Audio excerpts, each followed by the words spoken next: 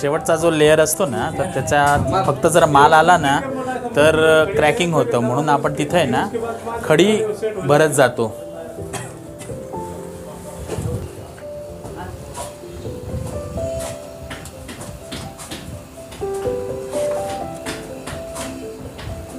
आपण जे आता वरती खडी भरली त्याच्यावर आपण आता तो जो जॉईंट आहे तो आपण SBR आणि सिमेंट आणि रेतीमाल याच्यामध्ये मिक्स करून तो लावणार आहे, जेणेकरून क्रॅकिंग पुढे डेव्हलप झालं नाही पाहिजे.